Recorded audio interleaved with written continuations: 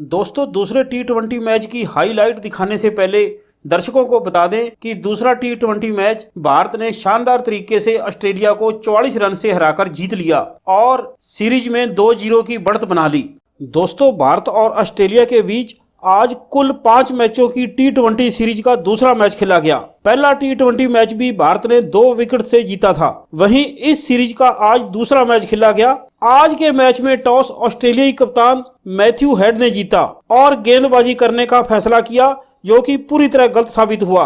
भारत के सलामी बल्लेबाज यशस्वी जायसवाल और ऋतुराज गायकवाड़ ने टीम इंडिया को धमाकेदार शुरुआत दिलाई। खासकर जायसवाल तो कुछ ज्यादा ही आक्रामक मूड में थे और ऑस्ट्रेलियाई गेंदबाजों के छक्के छुड़ा रहे थे। चौथे ओवर में जायसवाल ने शॉन एवट के ओवर की जमकर धुनाई की। जायसवाल ने इस ओवर में लगातार 3 चौके और 2 छक्के जड़कर 24 रन बना डाले। जायसवाल यही नहीं रुके और अपनी ताबड़तोड़ बल्लेबाजी जारी रखी। आक्रामक बल्लेबाजी के दम पर छठे ओवर में ही जायसवाल अपने 50 रन बना चुके थे। हालांकि इस ओवर में वे आउट भी हो गए। जायसवाल ने 23 गेंदों पर 53 रनों की ताबड़तोड़ पारी खेली, जिसमें उन्होंने 9 चौके और 2 छक्के जड़े। इसके बाद बल्लेबाजी करने आए ईशान किशन, जिन्होंने भी जायसवाल की तरह ही पारी खेली और शुरू से ही ऑस्ट्रेलियाई गेंदबाजों पर अटैक किया। दूसरे छोर पर ऋतुराज गायकवाड़ भी अच्छी बल्लेबाजी कर रहे थे। मिडिल ओवर में ऑस्ट्रेलियाई गेंदबाज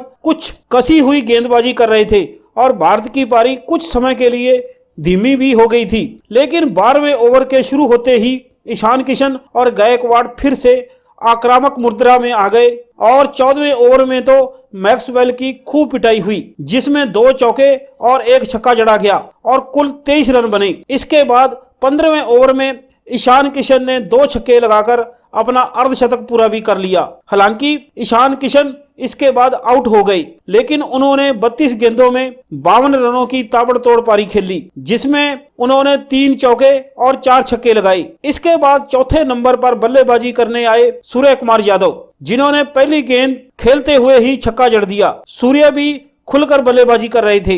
इसी के साथ ऋतुराज गायकवाड़ ने भी अपना अर्धशतक पूरा कर डाला। उन्होंने ये रन 39 गेंदों में बनाई, जिसमें उन्होंने 3 चौके और 1 छक्का लगाया। सूर्य कुमार यादव 19 रन बनाकर आउट हो गए थे, लेकिन अंतिम 2 ओवर में रिंकू सिंह का तूफान देखने को मिला, जिसमें रिंकू सिंह ने 9 गेंदों में 31 रन बना डाले और इस तरह भारत ने ऑस्ट्रेलिया के खिलाफ 4 विकेट खोकर 235 रन बनाए और ऑस्ट्रेलिया को जीत के लिए 236 रन का लक्ष्य दिया। लक्ष्य का पीछा करने उतरी ऑस्ट्रेलिया की टीम की शुरुआत ही ढीली रही। ऑस्ट्रेलिया की तरफ से स्टीव स्मिथ और मैट शॉट सलामी बल्लेबाज के तौर पर उतरे।